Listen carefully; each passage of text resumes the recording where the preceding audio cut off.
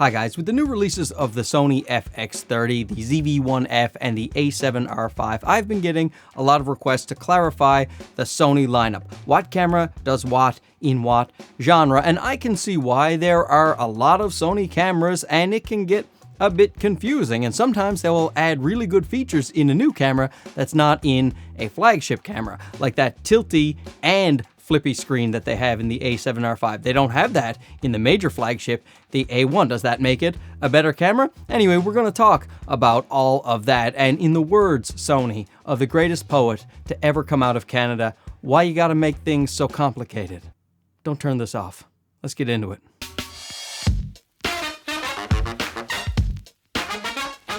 So my wife is out of town making a living, so I figure why not sit in the basement here and clarify the Sony lineup. Let's start with the broad strokes. All right, well, let's go with the 1-inch sensor camera. So Sony basically, in terms of sensor size, they have 1-inch sensor cameras, APS-C cameras, and full frame cameras. So let's start with the 1-inch cameras. They have the RX100 line. I believe they are up to the RX107, and that is just a point and shoot camera. So very general, all-purpose camera that is probably more for taking quick photos and snapshots than anything else. They have the RX0 line. It's kind of like their GoPro line. It's like a GoPro Session. You guys remember these things? I love the form factor of the GoPro Session. Cute little square, and that is what the RX0 is like. It is their action cam. Then they have these versions here, which are vlogging type cameras, the ZV series, ZV-1 and the ZV-1F. These are targeted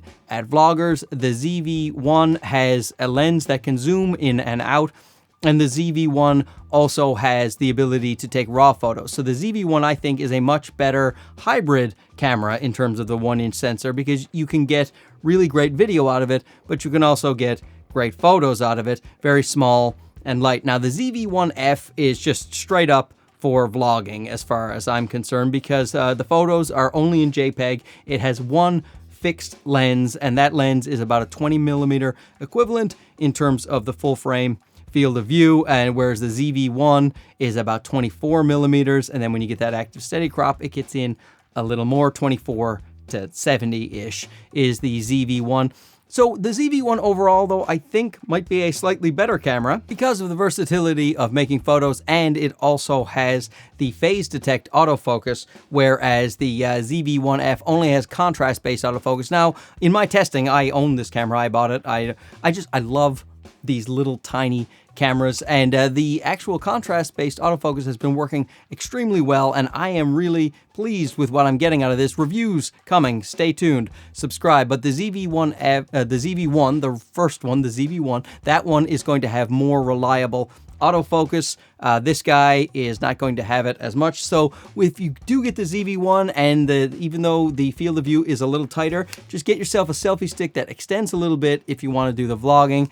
That would probably be my recommendation, even though this guy has a newer, more updated touch menu, and the ZV-1 does not. But that's it for the 1-inch sensors. Let's move on to the APS-C line. Now, in terms of the APS-C line, there are only two newish APS-C cameras. Of course, the FX30, which came out like about a month ago, so October 2022, and the little ZV-E10, which came out about a year ago. Now, these two cameras, they're not going to be refreshed anytime soon, and these are very video-centric cameras, especially the FX30. The FX30 doesn't even have a mechanical shutter. You can take photos with it, but it's electronic shutter, and it is just one at a time. This is a video beast and a great value for cinematographers. Now, the ZV-E10 is just the best value camera, I think, in the entire Sony lineup at only $699. Even though the sensor is quite old, they updated a lot of the technology. The autofocus is amazing. You can put great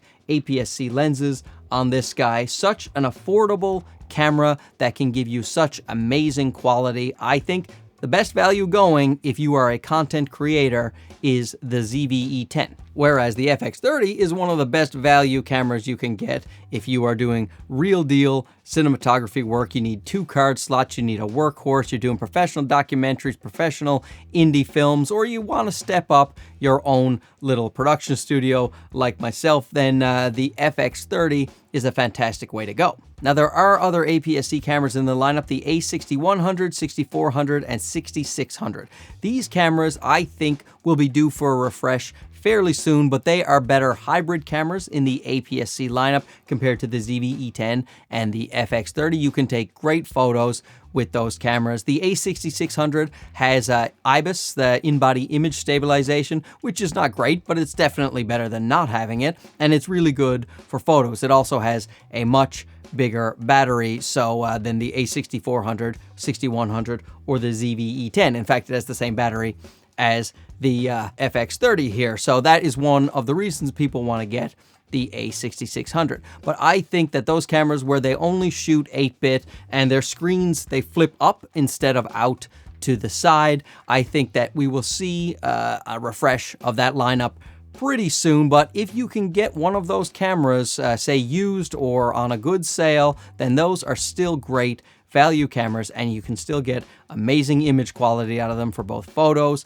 and video. And now let's move on to the big boys, the full frame line. Right now you're looking at the Sony a7 IV, and this to me is their best hybrid camera. I think it's the best value hybrid camera, shoots fantastic professional photos, also has 10-bit footage, couple of card slots, unlimited recording. This is an absolutely fantastic camera, and that is why I bought it. I think it is overall the best camera you can buy in the Sony lineup. That is just my opinion, but for what I do, content creation in terms of making videos, doing documentaries, and also taking photos, the a7 IV, it just can't be beat. Now, the a7 IV replaced the a7 III, which was previously their entry-level full-frame camera that was a pretty good hybrid. It didn't have the flip-out screen like the a7 IV has. It has just the tilty screen right here, and this is still a fantastic photo camera that also has great video capabilities, but is still 8-bit. And then they released an A7C, and the A7C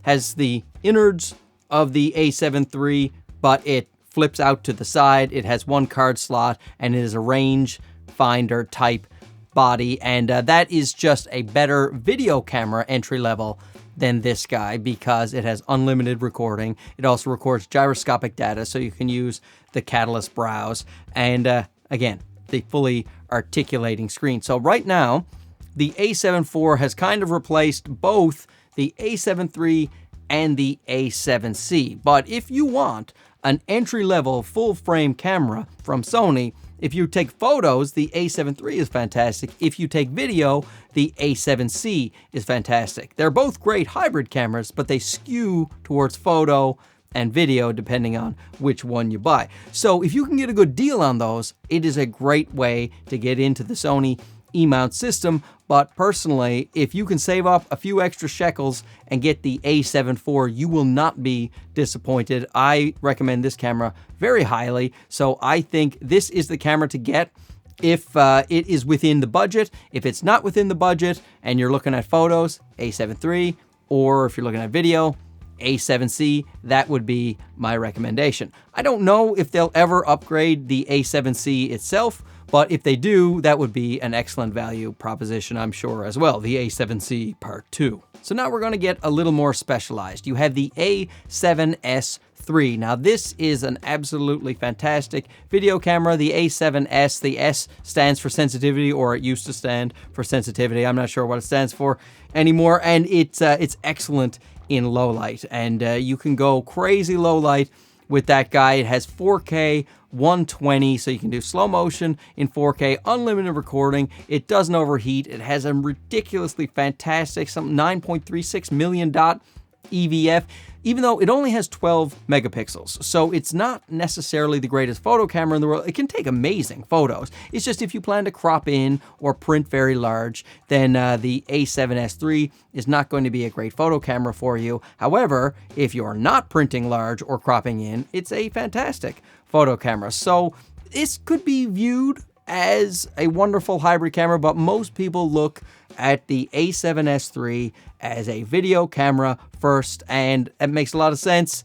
It is one of the best video cameras you could possibly buy. But there is another version of the A7S III that they put in a cinema body, and that is the FX3. So the FX3 has the A7S III's innards in their cinema body type style. And with that now, with the new update, comes the Cine EI menu. So it's great for cinematographers that have that Cine EI menu. And it has, oh, my screen is super blotchy. It also has, cover up my beautiful eyes, the buttons here with the peaking and the zebras, and up on top with the big red record buttons and the ISO and the white balance. It's laid out better as a video camera, and of course the FX3 also has a fan in it, and so you can be guaranteed of no overheating. The form factor is better for cinematographers as well.